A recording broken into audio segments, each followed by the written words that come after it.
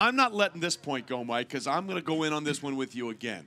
You know, you said you still like the idea of them going forward. Oh, I don't have any problem in at the all. first down. Well, listen, they're not learning from their mistakes. The exact same thing happened in the divisional round of the playoff game last year. They had a 4th and 2 from the 2-yard line with 1 minute to play in the first half in that divisional game. They went for it, they didn't get it. If they kick the field goal, all they need is a field goal to win that game. So they keep making the same mistake with the same results. At some point, when you have the easy points, you freaking take them. I don't think this is a universal thing that anytime you're there, you take the points. I think it's situational. Well, and again, in these two situations, it would have worked out for a Falcons win if they had done it. And it didn't, and I don't have a problem you with them. You play to win the game. On the first drive of the game, going down the field as easily as they did, and actually, I was happy they ran it, 3 of the 4 times, I believe, or in that right in that area, at least a couple of times. I think they ran it all 4 times. No, they did not. They on third down, I think they threw it. Yeah. But you have a problem with them going for it there? No, to me, that is playing to win the game.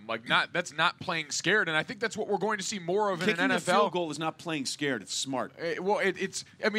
But we have a changing definition of smart now in the NFL because smart for a long time was punting and doing those things. Smart now in an NFL, like Doug Peterson, the one he lives in, that's a little more driven by what his stats and analytics people are telling him, can be going for it on 4th down in more instances, and that could have been one of them. I don't know the numbers of 4th and goal by a red zone like that, but with a yard to go in that area, I have to imagine that could be a spot where we see more of that. I understand all of that, but at the end of the day, if you look at how the game played out each of the last 2 times they played, you can't do that. You can't look at the first drive of the game and say if you kick the field goal there, all you need. You don't know how the rest of the game is going to go at that point. I conceded that to the beginning. You're absolutely but you keep right. bringing it up. But listen, because if they had done that, you keep bringing up. All they would have needed is a field goal. Then you don't know that at that point. You have no clue that's going to happen on the first drive. And then that even makes my point even stronger because you don't know how it's going to go out. So you take points when you can get them. Yeah. You take, especially if you're the Falcons team that has had all kinds of trouble scoring in the red zone. That doesn't mean you just doesn't mean you just throw your hands up and say we don't do this, so we're never going to be able to do it, so we're never going to try and do it. I didn't say never. What I'm saying is when their points are there, you take them. We're going to disagree. You take them and you move on. We're going to disagree. I had no problem with them doing that. Victory for me. Oh yeah, that's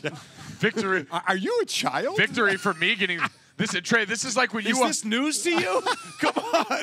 This is like when you would watch us argue. I've known you for 20 years. That's a good point. This is like when you watch us argue. I just kick back over here. This is a victory for me. Every once in a while, I'll give you the break. Yeah. The best part about doing this show with a father and son is that they will get into it over the stupidest things ever, and I'm like, nappy time? Break time for you, huh? There you go. You guys do what you got to do. By the way, Foles said that they had only run that play once in practice. Agholor was a backup quarterback in high school, but he doesn't have that much, obviously, experience throwing in the game.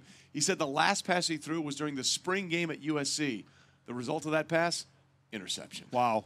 But here, you're getting it to a wide open receiver, so it's just a matter of how you get it to him. You get it to him so he can catch it and keep running like they did, or is it, a pass that really makes him fall down to catch it or whatever? Because I'm sure the thought process is if he's covered at all, run it or throw it away. But people always throw it, right? Oh, they do. They want to do it. They want to throw that football. I can be a quarterback. Yeah, Nick Foles not necessarily the guy we associate with being the most dynamic athlete, but again, when you go to Lane Johnson's point, he was a hooper. He was a hooper, and when you compare it to Tom Brady going out there and running, anybody is going to look like they're Julio Jones scampering on the sideline. We always make the joke that when Brady runs, and he does it very successfully, he looks like a baby giraffe. Yes, he does. does. Just sort of getting his steps as he goes out there. But he's very successful at it. He does a good job. The other thing, we always like to do this. We take game one and we have massive overreactions to it.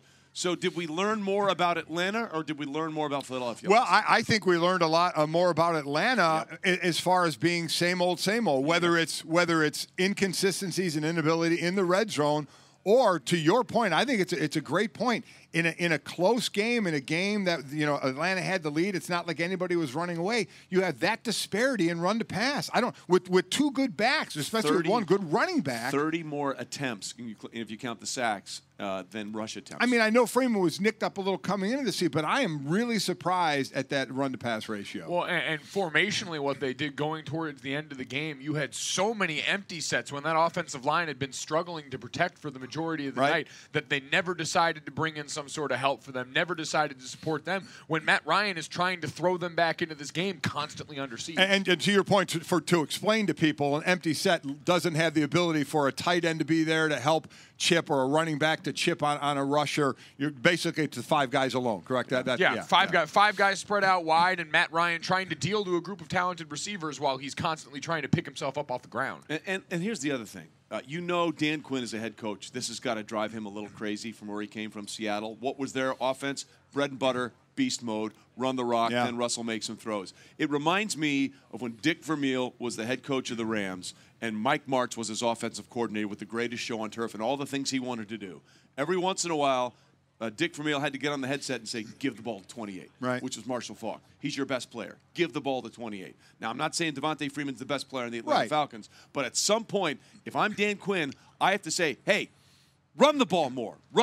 I think at this point, Dan's got to intercede because this is a problem that goes back to last year. Well, and like you said, it's game one. It's a very good Eagles defense, so you hesitate to make broad sweeping generalizations. But this season is going to be the trial of Steve Sarkisian, right? Year 2, coming off all the success they had with Kyle Shanahan and that prior offensive regime. This is where they're going to start to look at him and say, it's time to produce. Yeah, in a one-score game, you cannot have a 30-attempt disparity between your pass attempts or your dropbacks and your running attempts. And I'm counting 17 as the rush attempts because one of them was a Matt Ryan scramble. I agree with that. I mean, Philly had the ball for about 5 minutes more than Atlanta in this game in time of possession. 47 dropbacks, 17 rush attempts. Can't win that way.